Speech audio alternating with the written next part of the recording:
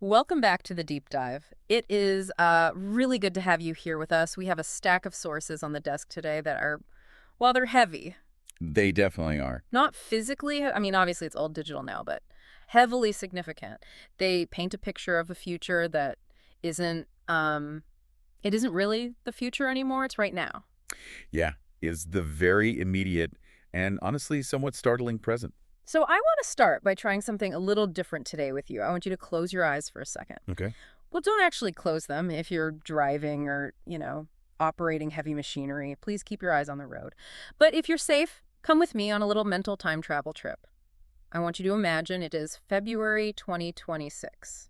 Which is exactly where our primary source material is situated, by the way. Exactly. It's February 2026. It has been roughly, 36 months since ChatGPT and generative AI just exploded onto the scene back in late 2022. Yep. And I want you to think about that trajectory for a moment. Just visualize the curve. It went from this cool, weird experiment that wrote bad poetry and funny limericks to, well, everything. An operational necessity. Yeah. That is the phrase that just keeps coming up in the literature we're looking at today. It's no longer a novelty. It's the engine room of the economy. Right. It's not just the tech bows anymore. It's Yeah. your accountant. It's your lawyer. It's the person scheduling your dentist appointment. It's completely baked into the operating system of the world. Mm-hmm. And here is the reality check for this 2026 scenario. Right. The U.S. Department of Labor, the folks responsible for the entire American workforce, have just dropped a bombshell. It is a document titled Training and Employment Notice 07-25. Such a catchy title. I know. Bureaucracy at its absolute finest. It sounds like the driest thing imaginable. You Right. hear that title and you just want to take a nap. But trust me, and trust us on this document is actually a blueprint for survival. It is the first comprehensive AI literacy framework for the United States. And the premise of our deep dive today is simple. In 2026, this isn't optional anymore. This isn't just paperwork you file and forget. No, it's really not. Yeah. It's described in our notes as a practitioner-oriented blueprint.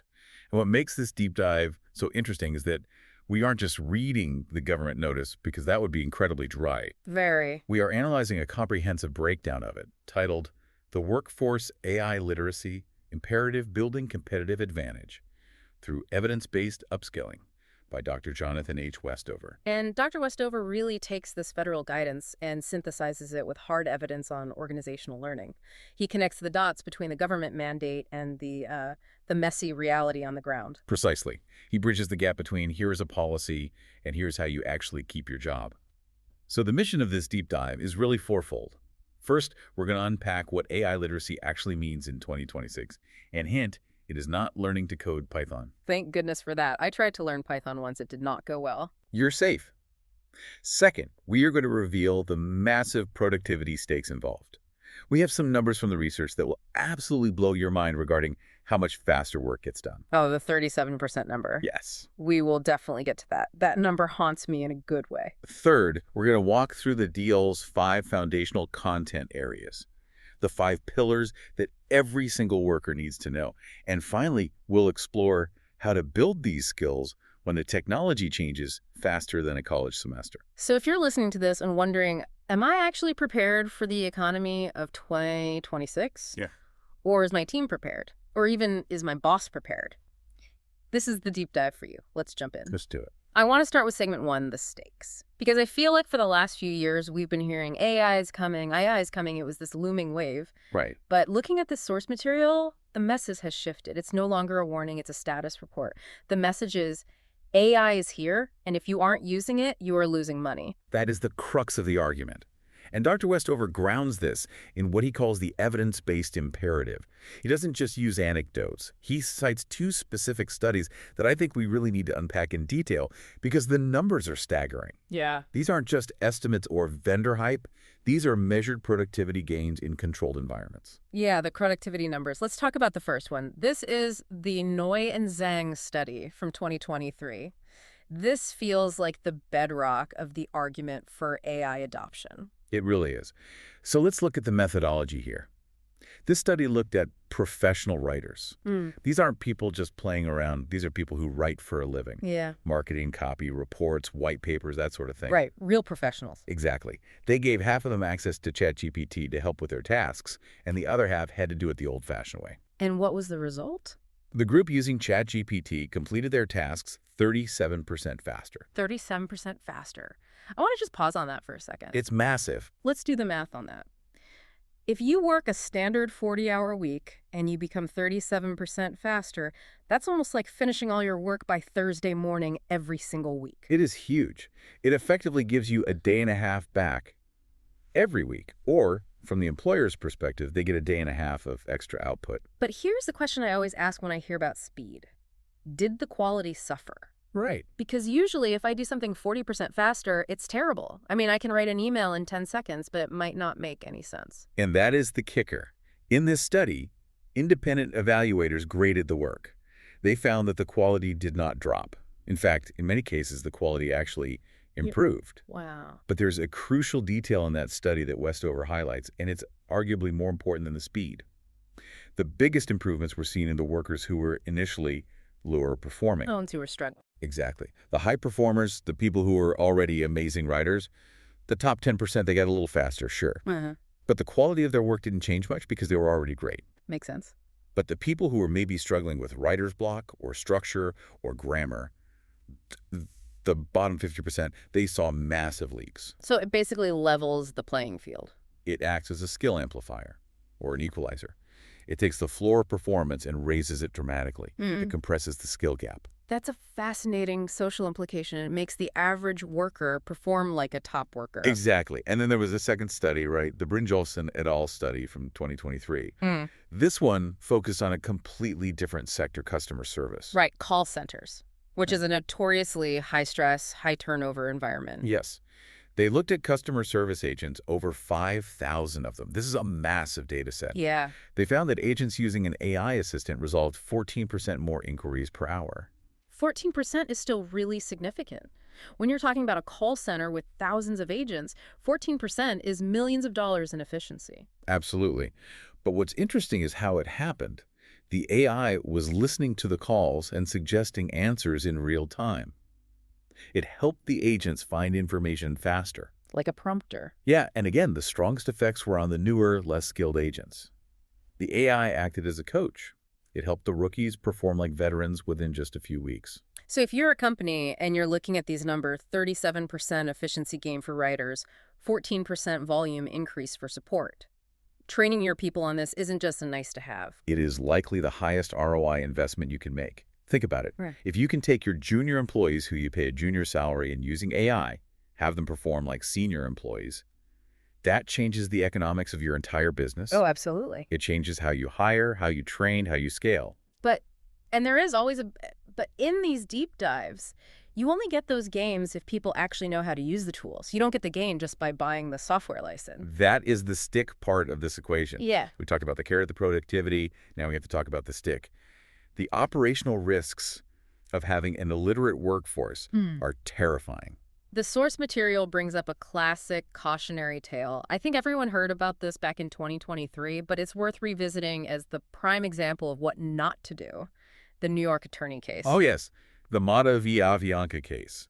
The attorney who submitted a court brief citing 6 cases. 6 legal precedents. He needed to prove his point, so he asked ChatGPT for help. And ChatGPT gave him 6 legal precedents. Borghese Bice v. China Southern Airlines, Shaboon v. Egypt Air. They sounded very real. They had citation numbers, they had dates. But they didn't exist. Completely hallucinated, totally made up. And the lawyer didn't check. He just asked the AI, are these real? And the AI basically said, yes, absolutely. And he submitted it to a judge. And he got sanctioned. It was humiliating. I mean, imagine standing in front of a federal judge and having to admit you cited a case that was invented by a chatbot. It's a nightmare. But Westover uses this not just to make fun of that lawyer, but to illustrate a concept. Deployment without literacy. Deployment without literacy. Exactly. That lawyer wasn't stupid. He was illiterate in AI. He treated the AI like a search engine, a truth machine. He didn't understand that it's a probabilistic text generator. That is a failure of literacy. And in 2026, the stakes are even higher because the tools are more powerful. If your employees do that with a client contract or a medical diagnosis or a financial report, you aren't just embarrassed, you are liable. You could face lawsuits, regulatory fines, safety failures. There's also the security risk mentioned. This is something I think people do accidentally all the time. Huge. The data leak concept. Right, if you don't train people, they will still use the tools because they want that 37% speed boost. They're under pressure to perform.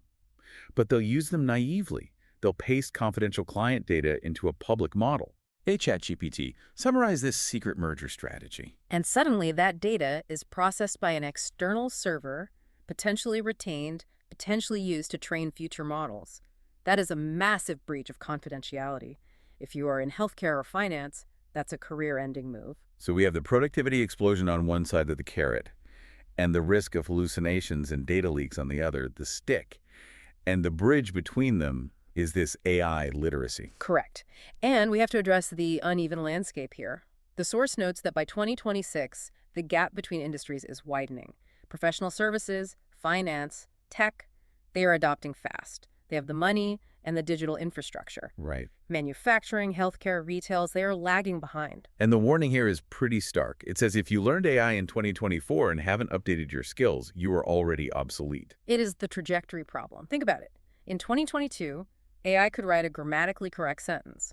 By 2026, it is producing publication-quality multimodal content, video, audio, code, complex analysis. It's moving so fast. If your mental model of AI is that thing that writes bad emails from 3 years ago, you are dangerous to your organization. You are underestimating the capability and the risk. So let's define it. Segment 2. Because I think when people hear AI literacy, they panic. They think, oh God, I have to go back to school. I have to learn math. I need to understand algorithms. And the Department of Labor is very clear. Stop thinking that. That is not what this is. So what of it? The definition provided in the framework is competencies that enable individuals to use and evaluate AI technologies responsibly. Note the verbs. Use, evaluate. Not program, not build. Exactly. The source draws a distinction between AI literacy and AI expertise. Expertise is for the engineers building the models. Literacy is for the rest of us. It is not AI proficiency, which implies advanced skills, but the baseline. The analogy they use is the internet in the 90s, right? It is the perfect analogy. Think back to 1999. To use the internet effectively for work, you didn't need to know how to code HTML. You didn't need to understand TCP/IP protocols or how packet switching works. No, you just needed to know how to open a browser, use a search engine, and send an email. Exactly. And today, AI literacy is the same. You don't need to know how backpropagation works in a neural network. You don't need to understand the weights and biases inside the transformer model. You need to know how to prompt the model to get a draft and how to spot when it's lying to you. And specifically, the framework notes that they are focusing on generative AI. Yes, because that is the interface most workers face. ChatGPT, Claude, Copilot, Gemini, the tools that generate content. That is where the workforce impact is happening. Okay, so we know what it is. It's functional. It's about doing the job. Now let's get into the meat of this episode. The Department of Labor framework lays out 5 foundational content areas. These are the 5 pillars that every worker, whether you are a junior analyst or a CEO, needs to master. And Dr. Westover breaks these down beautifully. Let's start with Pillar 1, understanding AI principles. Now, you just said we don't need to know how it works, but this pillar says we need to understand the principles. What is the difference? This is about conceptual anchoring. You don't need to know the math, but you need a mental model of what the machine is actually doing. If you think it's a calculator, you will trust too much. Calculators are deterministic. 2 + 2 always equals 4. Right, it's a truth machine. If a calculator says 5, you assume you hit the wrong button, not that the calculator lied. Exactly. But AI is probabilistic. It is predicting the next likely word. It's a pattern matcher. It is looking at billions of words of human text and saying, given this input, what usually comes next? The source material uses a really funny analogy here. The well-read colleague. I love this analogy. Don't think of AI as a computer. Think of it as a colleague who has read every book in the library, but has had a lot of coffee, hasn't slept in 3 days, and sometimes makes things up just to keep the conversation going. We all know that guy. The guy who is super confident, speaks beautifully, but maybe is 10% full of it. Exactly. And if you ask that colleague a question, they will give you a brilliant answer 90% of the time. But 10% of the time, they will confidently state a fact that is completely wrong because they misremembered the detail or conflated two different books. So the principle here is understanding that the machine is a people pleaser, not a truth teller. Exactly. It wants to complete the pattern. If the pattern looks like a legal brief, it will invent cases to make it look more like a legal brief. It prioritizes fluency over factuality. Yeah. It wants to sound good more than it wants to be right. The source suggests a specific training tip for this, showing learners the same prompt 5 times. Yes, this is a great way to break the calculator mindset. If you type 2 plus 2 into a calculator 5 times, you get 4 5 times. If you ask an AI, explain the strategic importance of AI 5 times, you will get 5 different explanations. Which proves it's creative, not just retrieving data. Right, and once a worker understands that, oh, it's generating new text based on probability, they naturally become more skeptical. And that skepticism is healthy. It's the foundation of safety. Okay, so pillar 1 is getting your head right, the mental model. Let's move to pillar 2, exploring AI uses. This is about scaffolded exposure. Scaffolded. That sounds like construction. It comes from learning science. It means you don't just throw someone into the deep end. You build them up. You provide support structures. The source suggests a progression. You start with low-stakes tasks. Like what? What is a low-stakes AI task? Email drafting, summarizing a meeting transcript, organizing a messy list of data. These are high-frequency tasks. We do them every day. But if the AI messes up an email draft, it's not the end of the world. You catch it, you fix it, you send it. It's safe practice. It's the shallow end of the pool. Exactly. And it builds confidence. Yeah. Oh, this tool actually saved me 10 minutes. Once you have that buy-in, you move to decision support. Which is... Things like competitive analysis. Read these 5 competitor reports and tell me the common themes. Or draft a recommendation for our marketing strategy. But this requires human verification. Precisely. This is where the risk goes up, so the skill level needs to be higher. You're using the AI to inform a decision, not just do a rote task. One thing the source emphasizes is that this exploration needs to be role-specific. Generic training fails. It fails hard. Yeah. If you tell an accountant, go use ChatGPT to write a poem about taxes, they will roll their eyes and go back to Excel. They will think this is a toy. Right. It feels like a parlor trick. But if you show that accountant, hey, paste this messy raw data from the client in and ask the AI to format it as a clean CSV table for Excel, their jaw hits the floor. It solves a real problem they have right now. It has to be relevant to their actual pain points. And part of exploration is also learning what it's bad at. Yes, knowing the limits. It's bad at precise math, usually. It can struggle with complex logic puzzles. It's bad at current events if it hasn't been updated. It's bad at nuanced ethical reasoning. You have to learn where the tool breaks so you don't rely on it for the wrong things. Okay, let's move to the skill that I think everyone talks about, but very few people actually do well. Pillar 3, directing AI effectively. Or, as the cool kids call it, prompt engineering. The phrase prompt engineering makes it sound technical, but Westover argues it's really just communication skills. It's about being clear. The source is very clear. Prompt quality is the #1 predictor of output utility. Garbage in, garbage out. Exactly. If you give a vague prompt, you get a vague answer. If you give a structured prompt, you get a useful answer. The outline gives us a specific template. I love templates. Let's walk through the simple prompt structure provided. It has 4 parts. Right. Role, task, context, format. Okay, let's unpack those. First, role. This sets the persona. Act as a senior marketing analyst. Act as a cynical editor. Act as a sympathetic HR manager. This tells the AI which part of its massive database to prioritize. If you don't set a role, it defaults to helpful generic assistant. Which is boring and often too vanilla. Exactly. Okay, second is task. This needs to be an active verb. Summarize, draft, analyze, critique, rewrite, be specific. Don't just say, what about this report? Say, summarize the key risks in this report. Third is context. This seems to be the one people forget most often. It is the context blindness problem. The AI does not know you. It doesn't know your boss hates passive voice. It doesn't know your company is trying to cut costs this quarter. It doesn't know the project history. You have to tell it. Focus on revenue trends. Assume the audience is non-technical. We are a startup, so keep it scrappy. And finally, format. Tell it what you want the output to look like. Bullet points, a table, under 200 words, email format, Python code. If you don't specify, you get a wall of text. So putting it all together, let's do a bad prompt versus good prompt to hear the difference. Bad prompt, write an email about the delay. That's terrible. The AI will write a generic apology that sounds like a robot. Dear team, I regret to inform you. Good prompt act, as a project manager. Draft a follow-up email to the engineering team, highlighting the delay in the beta launch due to the server crash. Use bullet points for action items and keep the tone encouraging but urgent. Perfect. That prompt will get you a result you can use immediately. The generic prompt will get you something you have to rewrite entirely. And the source mentions an iterative mindset. Yes, it's a conversation, not a vending machine. You don't put a coin in and get a product. You talk to it. If the first result is bad, you don't say, AI is stupid. You say, that was too formal. Make it friendlier. Or, you missed the point about the budget. Try again. It's like coaching an intern. You wouldn't fire an intern for a bad first draft. You would give them feedback. Exactly like coaching an intern. Yeah. And the more you iterate, the better it gets. Moving on to Pillar 4.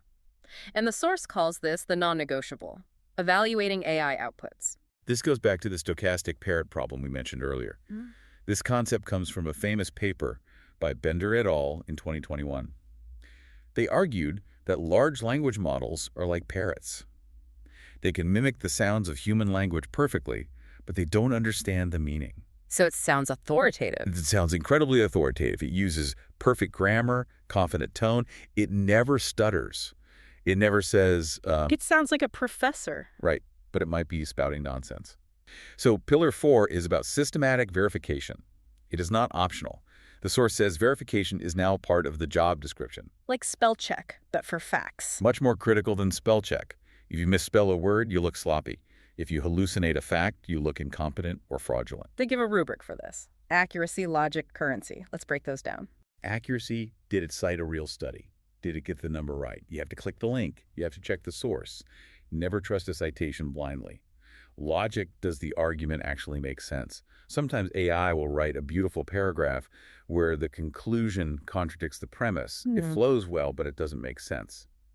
And currency is this info from 2021.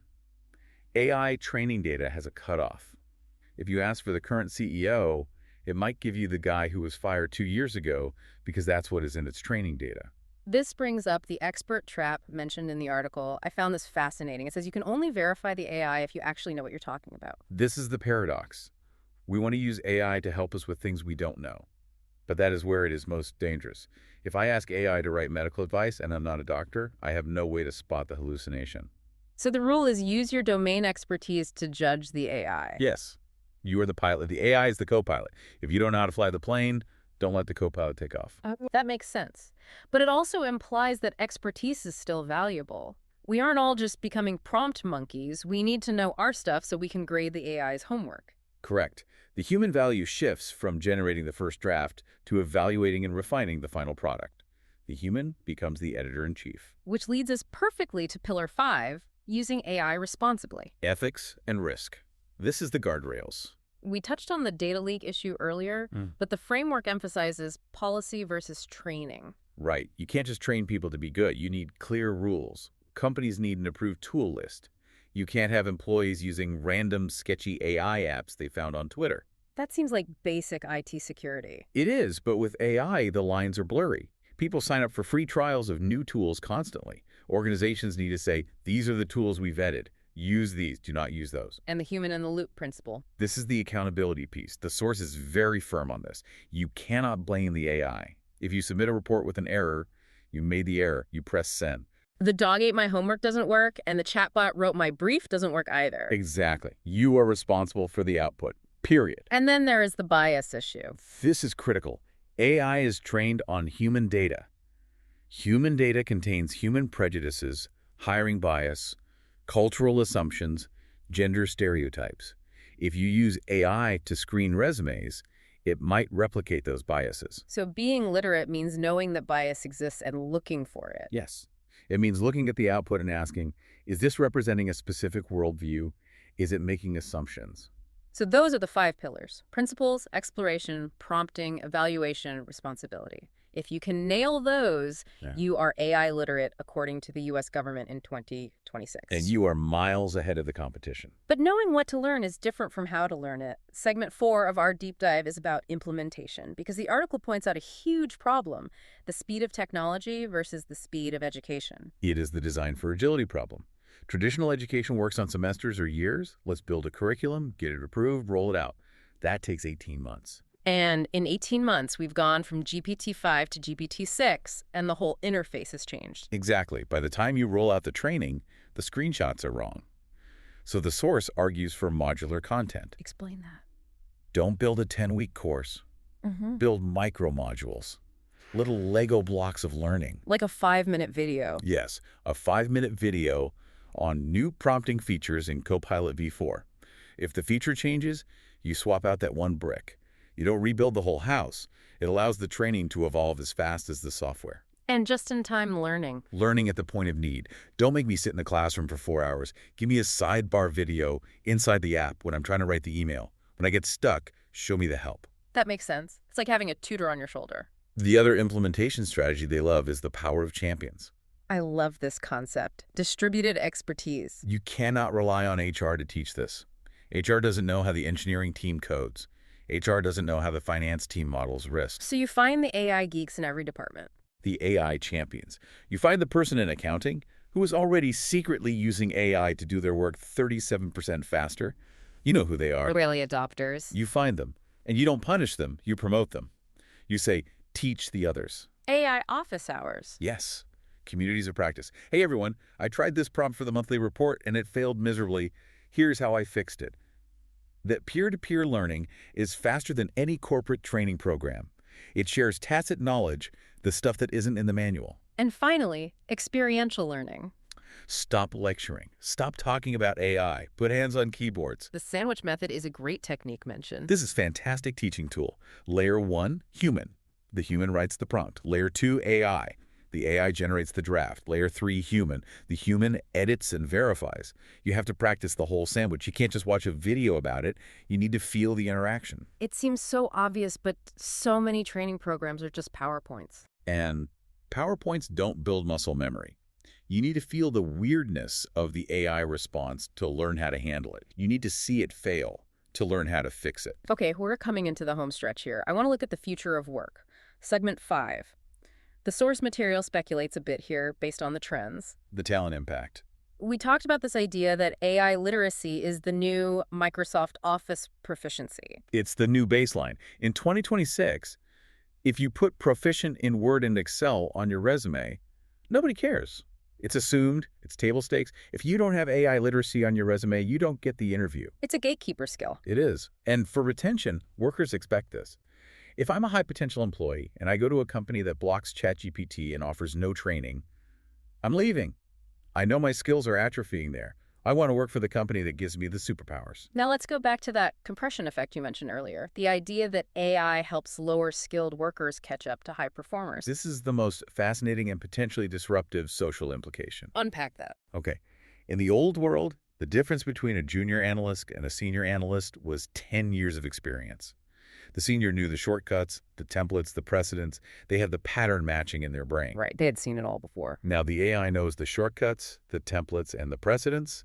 It has seen everything before. Yeah. So a junior analyst with AI can produce work that looks like senior work. So the gap closes. The gap compresses. This is great for the junior worker. They get up to speed faster. They can earn more sooner. They can contribute value immediately. But what about the senior worker? That is the question. Does it devalue seniority? If the junior can do the senior's job, why pay for the senior? Oof, that's the scary version. It is. But the hopeful version is that it pushes the senior worker to a new level. They stop doing the production work and focus entirely on strategy, relationship building, and complex judgment, the things AI still can't do. So the senior becomes a super senior. Exactly. But it definitely disrupts the traditional career ladder. How do you mentor someone when the bot is doing the teaching? Mentorship might look very different when the mentor is a bot. That is heavy. It redefines what it means to have a career path. It does. But that is a reality of 2026. Yeah. We are reinventing work in real time. So let's wrap this up. We've covered a lot. The DOL framework, the 37% productivity boost, the risks of hallucinations, the 5 pillars principles, exploration, prompting, evaluation, responsibility. A comprehensive toolkit. If there is one final takeaway for the listener, someone who is maybe feeling a little overwhelmed by all this, what is it? It's that AI isn't coming. It's here. The choice is no longer, do I adopt AI? The choice is strategic agility or obsolescence. Agility or obsolescence, that is a stark choice. It is. You can be the lawyer who gets sanctioned for hallucinations, or you can be the writer who finishes their week on Thursday. The difference is literacy. It's not about being a genius coder, it's about being a literate user. And it's about collaboration. Human-AI collaboration, not replacement. The human is still the pilot, but you need to learn to fly the jet. You can't fly a jet with a bicycle manual. Here's my provocative thought to close us out. We talked about that compression effect. If AI allows a junior employee to perform at the level of a senior employee, what happens to the concept of paying your dues? Now that's interesting. If experience can be downloaded or prompted, what is the value of time served? Maybe we are moving to a world where potential and adaptability matter infinitely more than years of experience. I think we are already there. The resume of the future might not list years, it might list capabilities. Something to mull over. Thank you for listening to this deep dive into the AI literacy imperative. Good luck with your prompting, and remember, check your sources. Always check your sources. See you next time.